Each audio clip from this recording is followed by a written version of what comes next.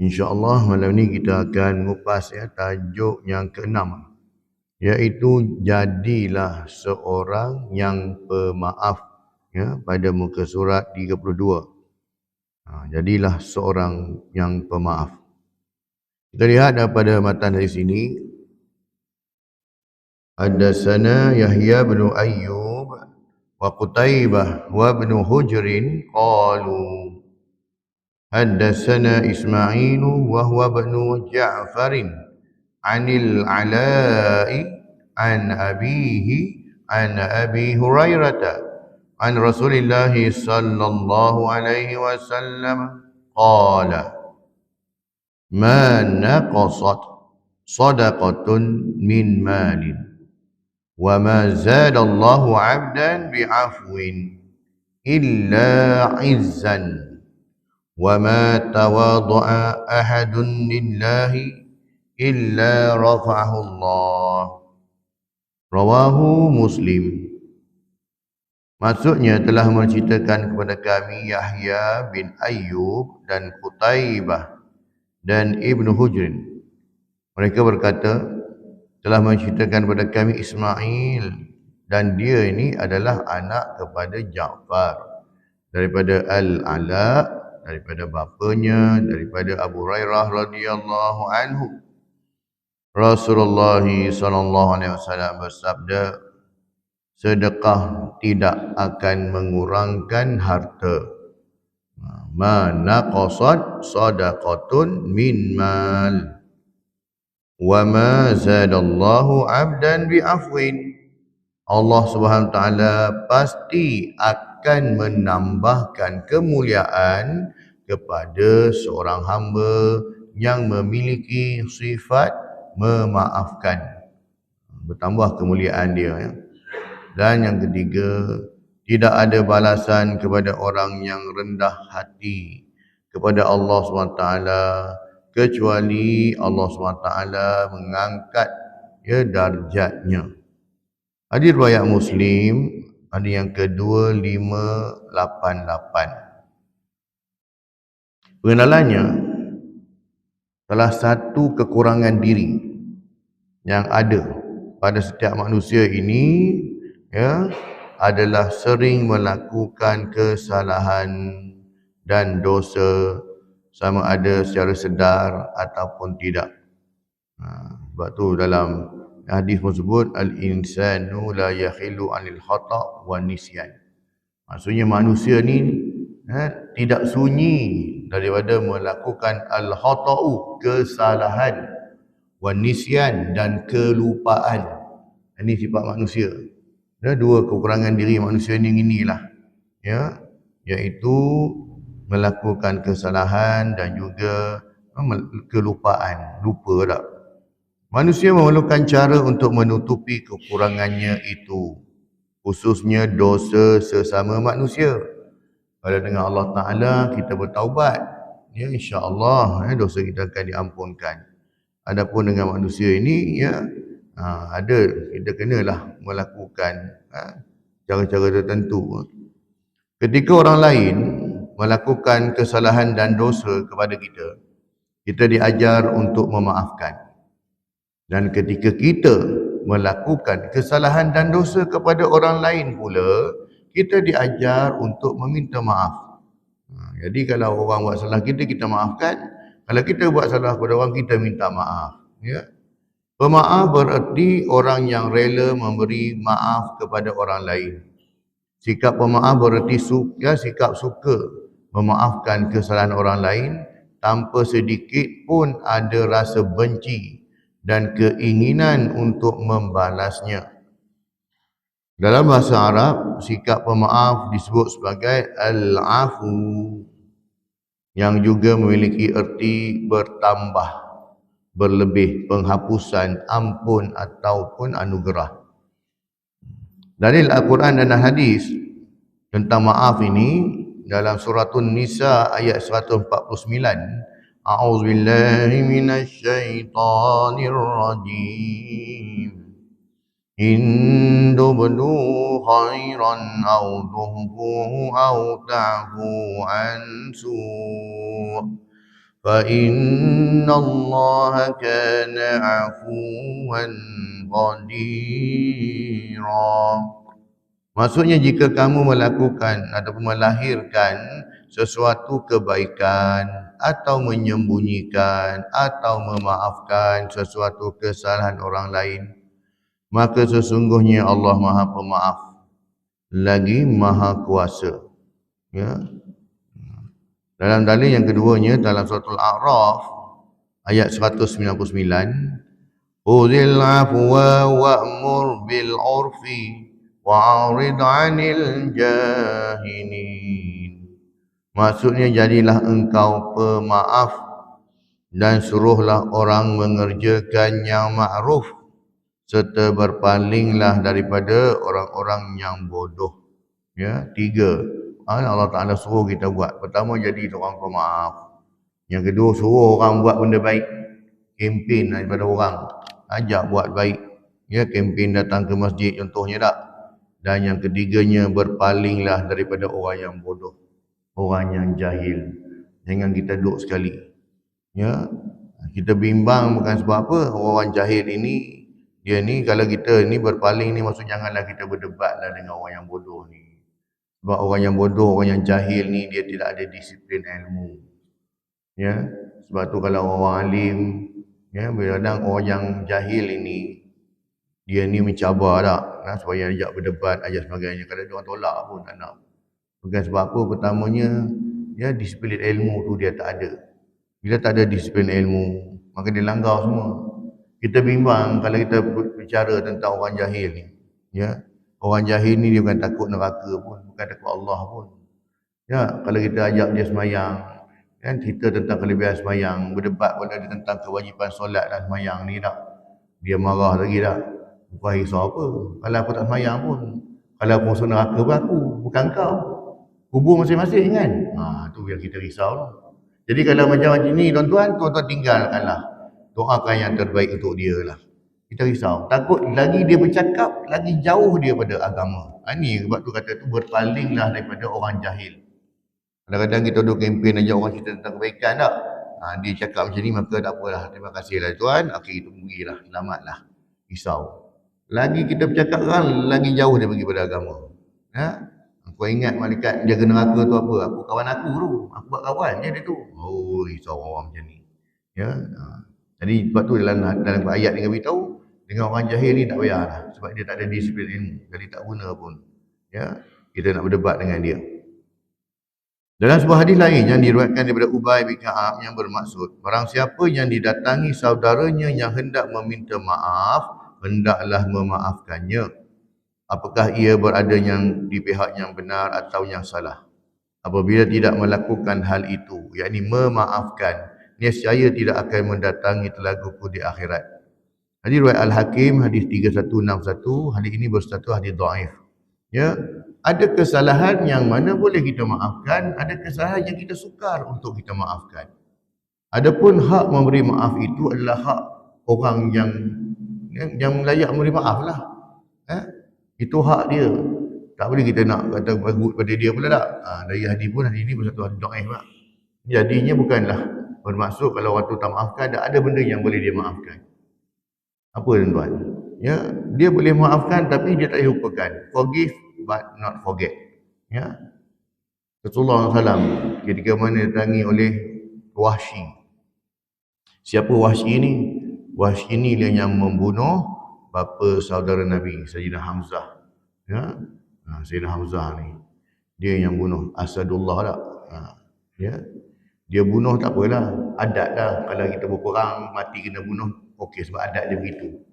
Tapi bila mana dibelah dadanya, dia ambil hatinya, ya, dimakan hatinya, ini satu penghinaan. Jadi Rasulullah tak terima benda ni. Ya. Lama kemudian dia datangi Rasulullah, dia masuk Islam. Wahsy yang bunuh Sayyidina Hamzah ni dia masuk Islam. Ya. Apa kata Rasulullah? Tak boleh, tak boleh masuklah. Tak wajib masuk, tak ada masalah pun nak. Tapi Rasulullah kata aku tak boleh tengok muka kau ni. Sebab bila aku tengok wajah kau, aku teringat peristiwa tu. Ada tak? Rasulullah boleh maafkan, tapi nak melupakan tu susah. Ya. Jadinya, Rasulullah kata tak apalah. Kau masuk pada, kalau kau datang kau duduk jauh-jauh lah. atau kau belajarlah agama dengan orang ni lah. Bukan Rasulullah tak suka dengan dia, tapi dia dah masuk Islam dah bagus. Tapi bila teringat tengok muka dia ni tak boleh terbayang, masih tergambar peristiwa dalam perang Uhud tersebut. Tu yang Rasulullah tak boleh tu. Kan? Sebab sifat manusia demikian. Demikian juga kita tak. Ada perkara yang mana kita mungkin boleh maafkan di dunia. Ada pada kita tak. Dia tak boleh, aku tak boleh. Aku nak tuntut depan mahkamah Allah SWT esok. Itu hak masing-masing.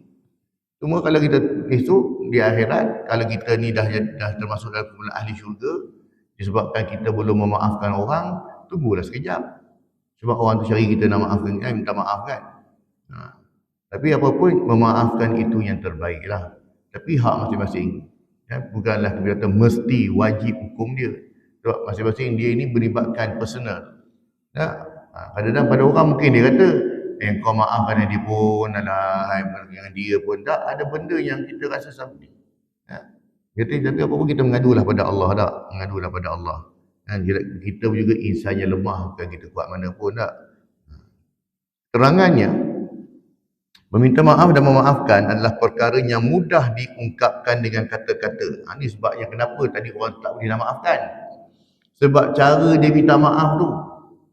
Minta maaf minta maaf minta maaf pun tak serius. Seolah-olah macam buat main-main, macam melepaskan batu di tangga tak? Jadi, sedangkan kesalahan yang dia buat bukan kesalahan yang kecil kan? Jadi ini kadang-kadang kenapa orang sukar memaafkan. Sebab cara minta maaf pun tak ikhlas. Cara dia minta maaf tak? Kadang-kadang cara minta maaf pun menyakitkan hati.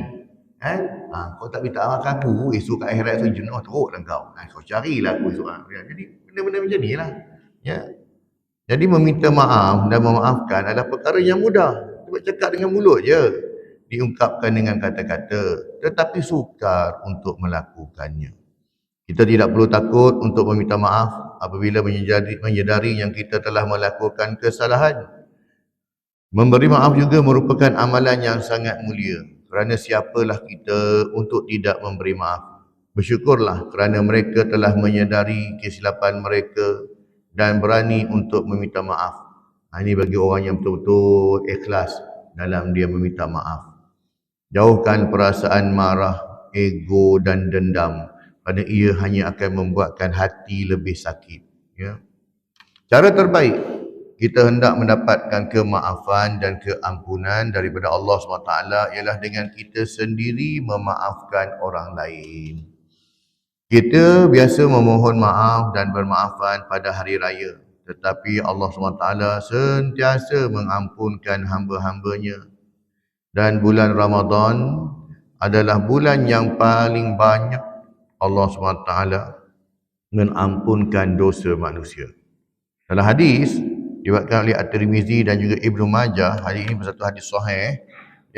Setiap malam di bulan Ramadan Allah SWT membebaskan hamba-hambanya daripada api neraka, seperti yang dinyatakan dalam hadis daripada Abu Hurairah radhiyallahu anhu.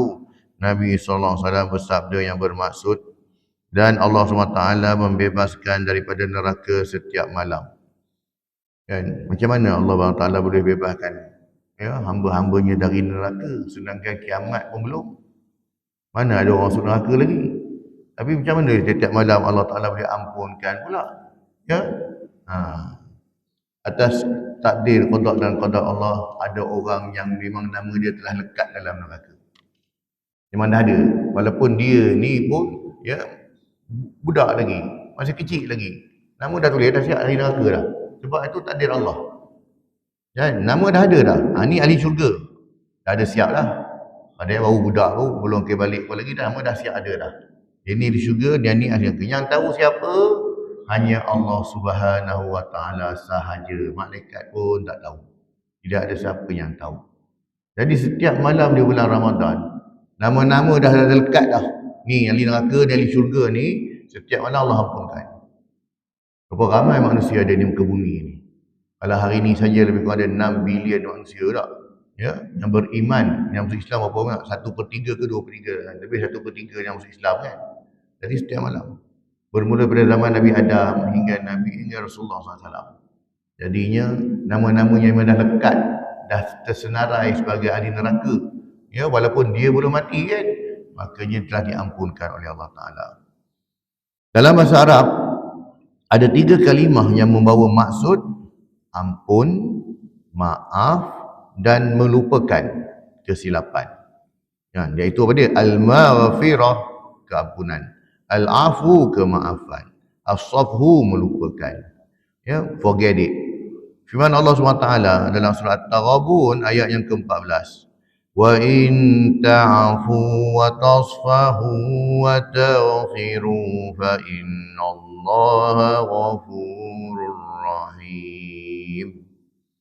Maksudnya, dan kalau kamu memaafkan dan tidak marahkan mereka serta mengampunkan kesalahan mereka, maka Allah akan berbuat baik kepadamu. Kerana sesungguhnya Allah Maha Pengampun lagi Maha Mengasihani. Ya, apa bezanya? 3 kalimah ni membawa pada kita benda ni nampak benda sama je. Al-maghfirah, al-afu dan juga as-safhu. Dan sama je. Kalau ikut terjemahan literal biasa, memaafkan. Tapi dia ada penghususan dia. Ya, walaupun pada kita nama maksud dia lebih kurang je. Ni memaafkan. Tak, dia ada dia punya kriteria. Kenapa ini disebut maghfirah? Kenapa ini disebut al-afu? Dan kenapa ini disebut as-safhu? Ketiga-tiga perkataan ini mempunyai perbezaan dari sudut makna. Iaitu yang pertama, al-maghfirah. Imam Ar-Raghib Al-Asbahani di dalam kitab Mufradatul Alfazul Quran menyatakan bahawa perkataan al-maghfirah dan al-ghufran membawa maksud pemeliharaan Allah SWT terhadap hamba-hambanya daripada terkena azabnya. Maksud Allah Ta'ala bagi kita keampunan, bebas daripada azabnya. Ya.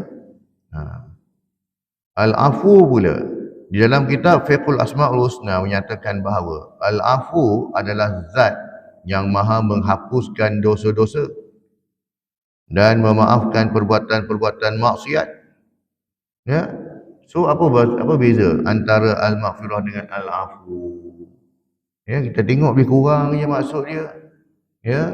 Al-maghfirah ini ialah dosa kita diampunkan dan kita tak kena azab. Tapi dosa tu ada. Dalam buku rekod ada dosa tu. Al-afu pula dimaafkan, diampunkan, dijauhkan daripada neraka dan rekod pun dipadamkan.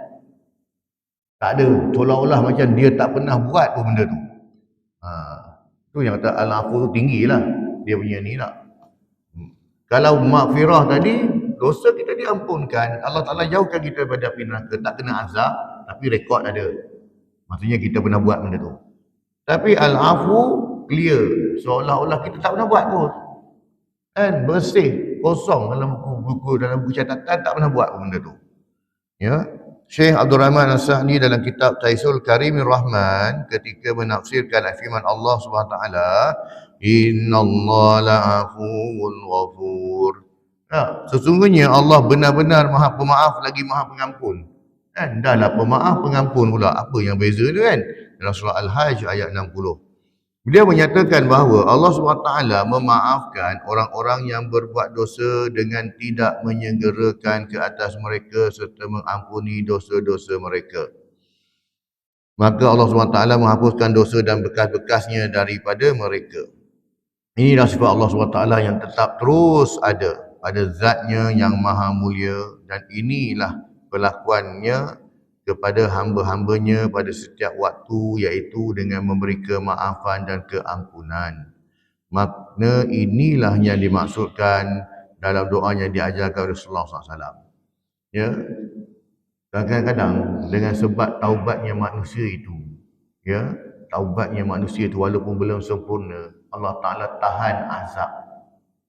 Ya, dia dah ada kesedaran nak taubat, ya, makanya Allah Ta'ala tahan azab. Seperti mana kaum Nabi Yunus alaihissalam. Ya, ketika Nabi Yunus berdakwah kepada mereka, mereka menolak dakwah Nabi Yunus, maka Nabi Yunus pun dia kata, biarlah aku pergi dakwah tempat lain lah. Sebab aku dakwah tempat negeri aku ni tak ada orang nak terima kan. Baik aku cari negeri lain yang orang nak terima dakwah aku. Makanya Nabi Yunus keluar. Tapi Nabi Yunus keluarnya itu tanpa keizinan Allah Ta'ala. Ya, makanya ya, bila Nabi Yunus keluar, maka Allah hantar azab. Ya, berupa awan hitam yang gelap di atas penduduk negeri Mata ni, Yunus bin Mata lah, di Iraq lah. Ya. Di mana? Mosul lah, di Mosul, Iraq. Jadinya, bila mana Allah Ta'ala dah hantar azab, maka penduduk negeri itu takut. Dan ini Allah Ta'ala, Tuhan dia dah hantar azab pada kita tak? Macam mana? Tak takut. Macam mana boleh tak takut penduduk negeri tersebut? Pukul 12 tengah hari dah macam pukul 8 malam. Gelap. Ini azab ni. 12 tengah hari dah macam pukul 8 malam. Jadinya, memang diorang tak ini azab, tak ada benda lain lah. Maka mereka minta ampun pada Allah. Atas sebab mereka minta ampun pada Allah, Allah tahan azab tu tak turun. Sampai Nabi Yunus balik ke negeri dia, Allah angkat azab tersebut. Ya, tahan dulu azab tu, tak turun lagi. Jadinya Rasulullah SAW ajar kita lah untuk membaca doa. Ya, yang dibaca pada malam Lailatul Qadar. Ya, Sayyidatina Aisyah bertanya kepada Rasulullah, ya, apakah doa yang terbaik untuk aku baca ya, dalam ketika dalam malam Lailatul Qadar. Ya, 10 malam terakhir itu apakah doa yang terbaik? Maka ni Rasulullah ajarkan, Allahumma innaka afuun tuhibbul afwa fa'fu anni. Maksudnya, ya Allah, sesungguhnya engkau maha pemaaf, engkau suka memaafkan hamba-Mu dan maafkanlah aku. Ya, di riwayat Tirmizi, hadis ini bersatu hadis sahih. Ya, ini antara doa terbaik. Minta Allah Ta'ala maafkan kita, clearkan kita punya dosa apa semua ni tak? Amalkan tak? Bukan hanya dalam bulan Ramadan, tiap-tiap malam kita amalkan baca doa ni. Kemudiannya, as-safah yang ketiga, as-safhu tadi. Memaafkan seorang adalah perbuatan yang sangat besar ganjaran pahalanya. Begitu besar sehingga ia tidak disebut di dalam Al-Quran apakah bentuk balasannya. Ya, antara ganjaran yang tak ada diceritakan besar mana ganjarannya ialah memberi kemaafan. Yang keduanya, orang yang sabar. Orang yang sabar pun tak tahulah dia punya ganjaran pahala, tak disebut secara khusus berapa banyak pahala yang dia dapat. Sama juga dengan orang yang beri maaf. Ini tak ada tulisnya. Siapa yang maafkan seorang, maka pahalanya sebesar gunung Uhud. Tak disebut. Siapa yang bersabar dapat 2 gunung Uhud. Tak sebut. Tak diceritakan. Sebab tak payah cerita. Ini ganjaran 2 cukup besar pada Allah SWT. Kan? Jadinya tak ada dihurufkan secara khusus. Kan? Apa ganjarannya. Begitu besar sehingga ia tidak disebut di dalam Al-Quran. Apakah bentuk balasannya itu? Memaafkan kesalahan orang lain adalah dituntut dalam agama Islam. Islam adalah agama perdamaian dan kemaafan. Sifat memaafkan telah ditunjukkan oleh Nabi Muhammad SAW ketika peristiwa pembukaan kota Mekah. Ya, selalu lupakan. Ya. Baginda Nabi SAW telah memaafkan penduduk Mekah yang pernah menghalau baginda SAW sebelum ini. Peristiwa itu menggambarkan bahawa dalam Islam, sikap memaafkan orang lain telah ditunjukkan oleh para anbiya terdahulu. Apabila para Nabi SAW melakukan sesuatu perkara, maka itu adalah perintah daripada Allah Subhanahu Wa Taala. Dalam peristiwa pembukaan kota Mekah, ya, Allah Taala bagi tahu, ya Rasulullah, kalau engkau nak membalas perbuatan mereka ini, kau balaslah setimpal dengan apa yang mereka buat. Jadi kalau Rasulullah nak balas baliklah, sebab dalam peristiwa kota Mekah tu, kota Mekah telah ditawan. Jadi orang Mekah tak boleh buat apa dah. Jadi Allah Ta'ala kata, kalau kau nak balas, kau balaslah setimpal dengan apa yang kau buat. Kalau dia tampar kau 5 kali, kau tamparlah dia 5 kali. Itulah kot maksud dia.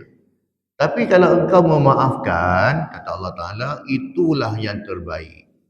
Ya, itu yang lagi terbaik kalau engkau memaafkan. Jadi forget it. Tak, maka Rasulullah pun masuk kota Mekah, Rasulullah akan beritahu tak. Ya, lupakan. Walaupun dalam kota Mekah itu ada Hindun. Siapa Hindun? Hindun ni lah yang mengarahkan si apa yang bunuh pada Sayyidina Hamzah tadi tu, Wahsy tu. Hindun kan. Dalam tu ada Hindun lagi. Rasulullah kata tak apalah. Forget.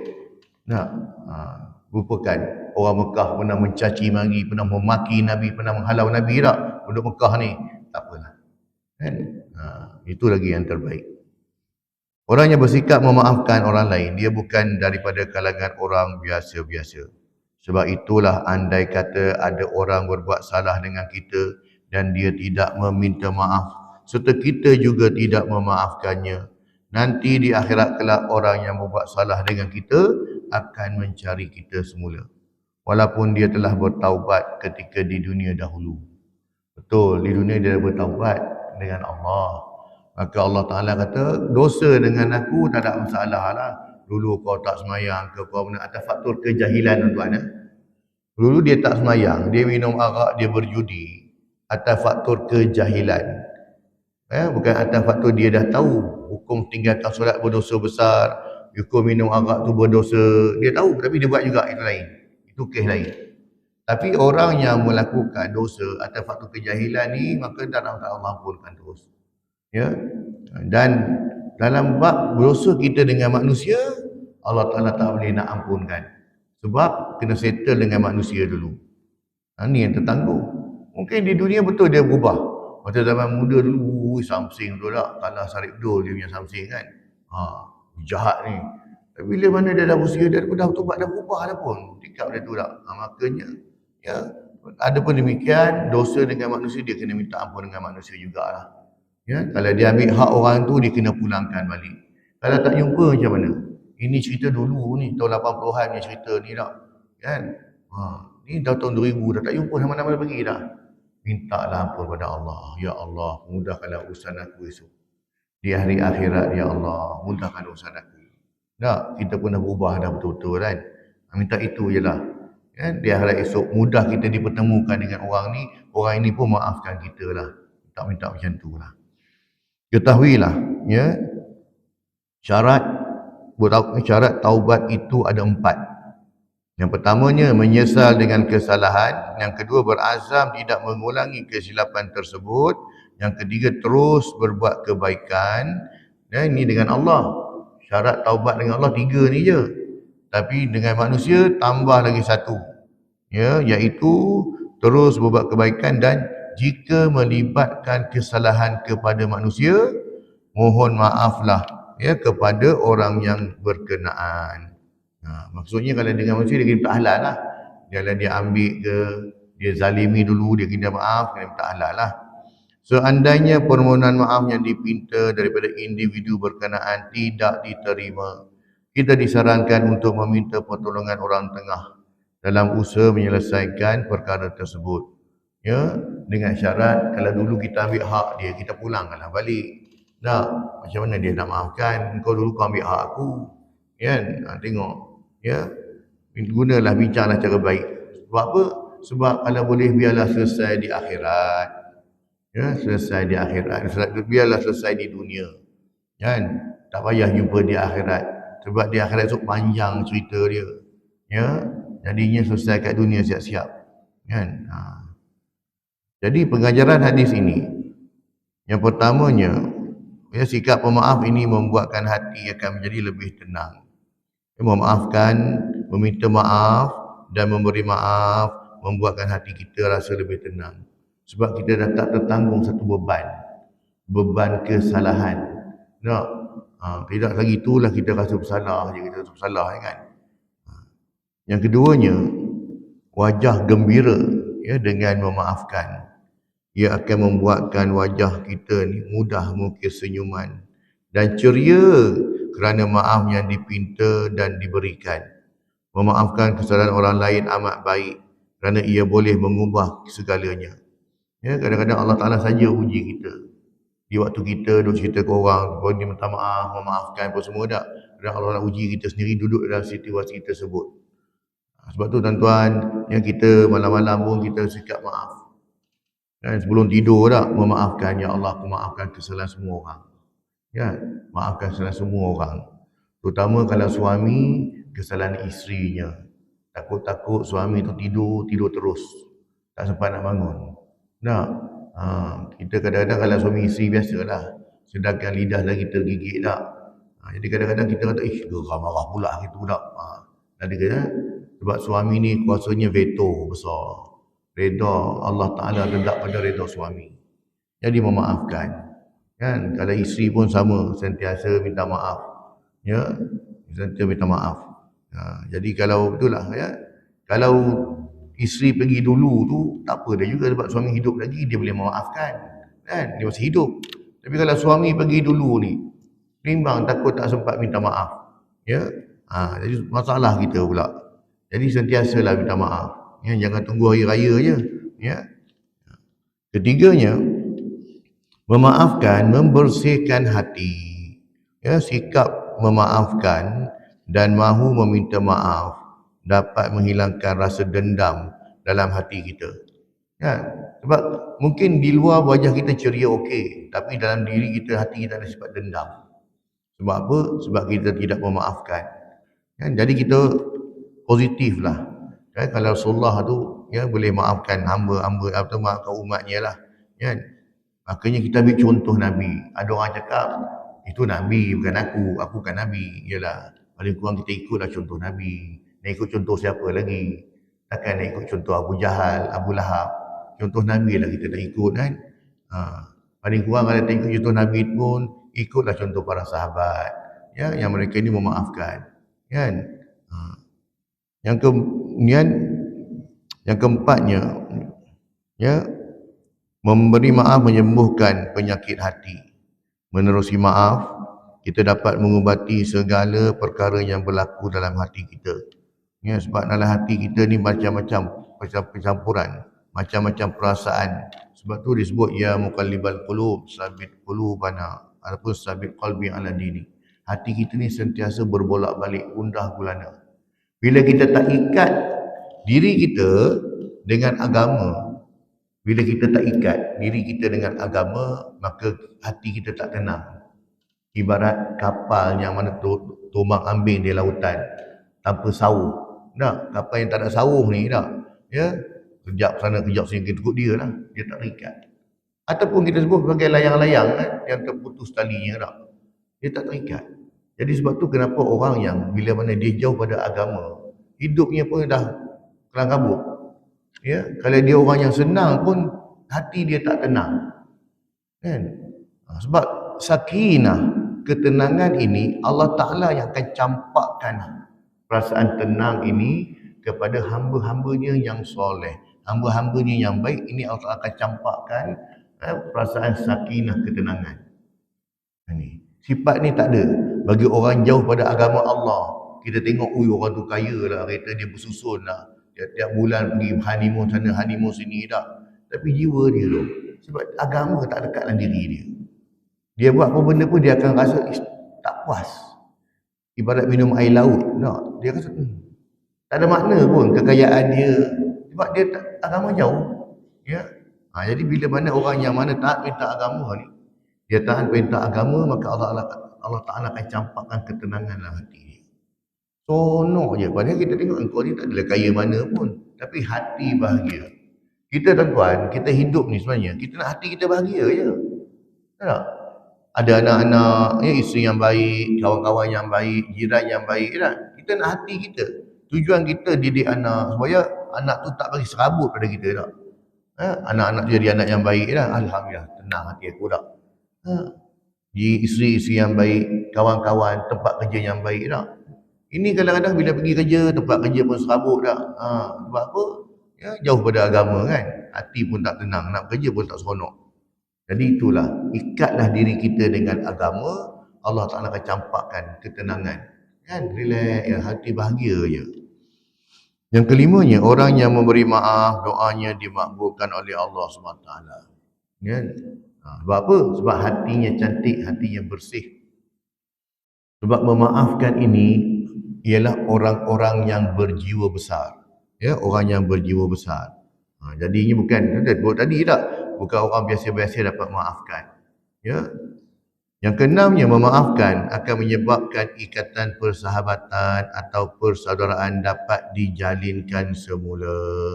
Orang yang beri maaf dan meminta maaf dapat memulai pertalian persahabatan atau persaudaraan semula tanpa rasa benci dan dendam. Kan, kalau dulu kita ada kawan baik, tiba-tiba kita ni putus sahabat atas faktor-faktor tertentu, tak? Ya, kadang-kadang mungkin sebab salah faham, ya.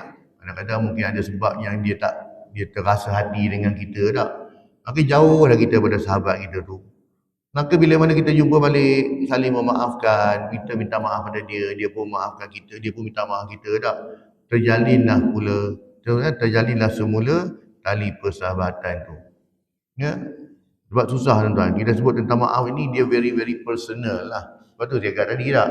Ada orang kata, kau cakap boleh lah kan? Itu tak kena kat engkau, ni kena kat aku. Jadi kita pun tak boleh nak kata, cuma kita bagi panduan je lah. Cubalah cari solution yang terbaik lah. Yang ketujuhnya, memaafkan juga dapat menjadikan diri lebih sabar dan redha. Kita menyadari bahawa tidak semua orang sempurna dan diri kita juga tidak sempurna tak? Jadi apa salahnya kita memaafkan kesalahan orang lain kerana kita juga tidak sempurna. Kalau kita pun jenis suka buat masalah dengan orang, jadi apa hal pula kita tak boleh nak maafkan orang? Kita sendiri pun bukan bagus sangat pun. Kan? Bukan yang kita tahu mana pun. Jadi kita pun rasa aku ni pun kekurangan. Aku ni juga bukan insan yang sempurna. Dan kadang-kadang orang buat salah kita tu sebab apa? Sebab dia pun tak sempurna. Kan? Kadang-kadang Allah Ta'ala hantar orang macam ni supaya Allah nak uji kita. Engkau ni boleh memberi maaf ke tidak? Ya, kadang-kadang kau ni sembang je lebih tak? Kita nak menasihatkan orang cukup pandai. Ya, menasihatkan orang cukup pandai tak? Kalau Allah Ta'ala uji tak? Kau dah cakap kat orang, kau pula kena macam mana? Kau boleh tak memaafkan? Jadi kadang-kadang Allah Ta'ala hantar ujian-ujian begini nak tengok sebab Allah Ta'ala uji kita tak? Itu kan tuan-tuan tak? Kesimpulannya, pada hadis ini, yang pertamanya, memaafkan adalah sifat orang yang kuat. Orang yang kuat, bukan kuat dari sudut dia punya fizikal, tetapi jiwanya kuat. Ya, jiwanya besar. Dia beri maaf pada orang. Kan? Ada orang mungkin dia ni dulu waktu dia bekerja, waktu dia duduk sana dengan kawan-kawan dia ni telah difitnah. Diberikan gambar yang buruk pada dia. Dan orang pun serupa memandang buruk pada dia kan. Sebab apa? Sebab fitnah ni lah. Kan? Bila pergi tempat kerja pun orang tengok orang pandang serong kan. Dia ni kan muka je baik tapi sebenarnya sebab ada fitnah tu dan bertahun-tahun orang berdemikian. Orang bersifat dingin dengan dia tak. Kan? Tapi bila mana dia dapat maafkan orang, jiwanya besar. Sepanjang dia bekerja, duduk dengan office tu, dia makan hati, simpan je lah hati dia tak. Tak apalah. Kan? Korang fitnah aku, korang dengki dengan aku tak. Kan? Dan dia pun bila bekerja tak apalah. Hari per hari dan dia bersara tu, dia kata tak apalah, saya maafkan semua tuan-tuan. Saya pun minta maaf sebab saya pun ada kekurangan dengan tuan-tuan. Kalau seandainya tuan-tuan ada buat salah dengan saya pun saya maafkan. Tak ada masalah tak. Jiwa besar kan. Sekali ubahlah sudut pandang kita jika berada di tempat orang lain. Kerana hakikatnya kita juga mahu dimaafkan. Ya, kalau kita buat salah dengan orang, kita pun nak orang maafkan kita. Bersikaplah dengan sikap positif untuk lebih tenang dan cekal dalam menghadapi hidup. Ikhlaskanlah hati dan lakukanlah kerana kita tahu memaafkan adalah sifat yang mulia dan disukai Allah Subhanahu Wa Taala. Yang keduanya, Islam adalah agama kasih sayang. Jadi mulakan hari ini dengan memohon maaf jika rasa ada kesilapan dan belajarlah memaafkan. Mudah-mudahan kita semua menjadi hamba-Nya yang bertakwa. Apabila memaafkan orang lain, dia bukan sahaja membuatkan hati si pesalah tadi berasa tenang, tetapi Allah SWT turut akan menurunkan ketenangan itu kepada kita. Bahkan Allah SWT juga begitu memuliakan mereka yang memaafkan orang lain.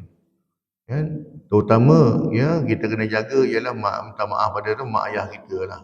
Kan? Jangan kadang-kadang ada benda yang mana ya mak ayah kita ada terasa hati tak? Terasa hati benda kita yang buat sesuatu pada kita kan. Kadang-kadang kita minta lah maaf. Ya. Yang ketiganya, memaafkan menjadi satu keperluan kepada seluruh umat manusia. Ia bukan sekadar sebagai tanda rasa bersalah dan pengakuan atas seluruh kesalahan yang telah dilakukan, namun ia juga menjadikan kita sebagai manusia yang berjiwa besar dan memiliki kerendahan hati. Kan? Itu pentingnya kemaafan. Selagi kita ini hidup bermasyarakat, kan? Makanya selagi itulah ada kesalahan, kesilapan yang kita buat. Sama juga macam saya pun tak? Kadang-kadang dalam kuliah kan, lepas tu saya sebut sungguhnya apa yang baik itu pada Allah SWT, sebarang kelemahan dan kekurangan. Kadang-kadang kita bercakap depan ni pandai aja. Tak, kadang perkataan yang keluar di mulut ni mungkin menyebabkan orang ada jemaah terasa hati tak. Ini minta maaf lah. Kan? Sebab ada kesilapan ataupun perkataan yang dikeluarkan kadang-kadang tujuannya untuk menambah baik, untuk mengubah sikap kita, diri kita tak. Supaya kita menjadi hamba yang terbaik. Kan? Hamba yang terbaik. Itulah tuan-tuan tentang kupasan tajuk yang ke-6.